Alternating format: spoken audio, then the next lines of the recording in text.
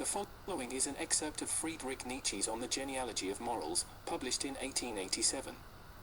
This tome on the evolution of morality throughout history was going to be named Crux Nux Lux, but Nietzsche changed the title and it remains one of the most important philosophical works of the West. This excerpt seems to have predicted the modern social reactivity of the far left, communists and Marxists. Pages 156 to 158 on the Genealogy of Morals, Pag. The more normal is this sickliness in man, and we cannot dispute this normality. The higher honor should be paid to the rare cases of psychical and physical powerfulness, the windfalls of humanity, and the more strictly should the sound be guarded from that worst of air, the air of the sick room. Is that done?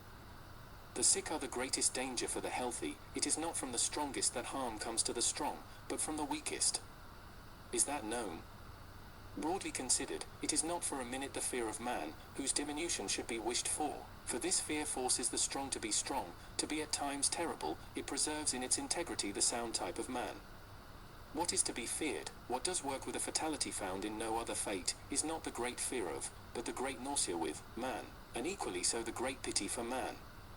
Supposing that both these things were one day to espouse each other, then inevitably the maximum of monstrousness would immediately come into the world, the last will of man, his will for nothingness, nihilism. And, in sooth, the way is well paved thereto. He who not only has his nose to smell with, but also has eyes and ears, he sniffs almost wherever he goes today an air something like that of a madhouse, the air of a hospital. I am speaking, as stands to reason, of the cultured areas of mankind, of every kind of Europe, that there is in fact in the world. The sick are the great danger of man, not the evil, not the beasts of prey. They who are from the outset botched, oppressed, broken, those are they, the weakest are they, who most undermine the life beneath the feet of man, who instill the most dangerous venom and skepticism into our trust in life, in man, in ourselves. Where shall we escape from it, from that covert look, from which we carry away a deep sadness, from that averted look of him who is misborn from the beginning, that look which betrays what such a man says to himself, that look which is a groan? Would that I were something else, so groans this look, but there is no hope. I am what I am, how could I get away from myself? And, verily, I am sick of myself. On such a soil of self-contempt, a veritable swamp soil, grows that weed, that poisonous growth, and all so tiny, so hidden, so ignoble, so sugary. Here teem the worms of revenge and vindictiveness, here the air reeks of things secret and unmentionable, here is ever spun the net of the most malignant conspiracy, the conspiracy of the sufferers against the sound and the victorious, here is the sight of the victorious hated. And what lying so as not to acknowledge this hate as hate?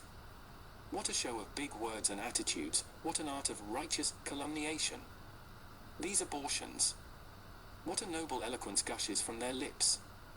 What an amount of sugary, slimy, humble submission oozes in their eyes!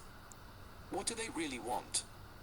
At any rate to represent righteousness, love, wisdom, superiority, that is the ambition of these lowest ones, these sick ones. And how clever does such an ambition make them? You cannot, in fact, but admire the counterfeited dexterity with which the stamp of virtue, even the ring, the golden ring of virtue, is here imitated. They have taken a lease of virtue absolutely for themselves, of these weaklings and wretched invalids, there is no doubt of it. We alone are the good, the righteous, so do they speak, we alone are the homines boni voluntatis. They stalk about in our midst as living reproaches, as warnings to us, as though health, fitness, strength, pride, the sensation of power, were really vicious things in themselves, for which one would have some day to do penance, bitter penance. Oh, how they themselves are ready in their hearts to exact penance, how they thirst after being hangmen! Among them is an abundance of revengeful ones disguised as judges, who ever mouth the word righteousness like a venomous spittle, with mouth, I say, always pursed, always ready to spit at everything, which does not wear a discontented look, but is of good cheer as it goes on its way. Among them, again, is that most loathsome species of the vain, the lying abortions, who make a point of representing beautiful souls, and perchance of bringing to the market as purity of heart, their distorted sensualism swathed in verses and other bandages, the species of self-comforters and masturbators of their own souls. The sick man's will to represent some form or other of superiority, his instinct for crooked paths, which lead to a tyranny over the healthy, where can it not be found, this will to power of the very weakest?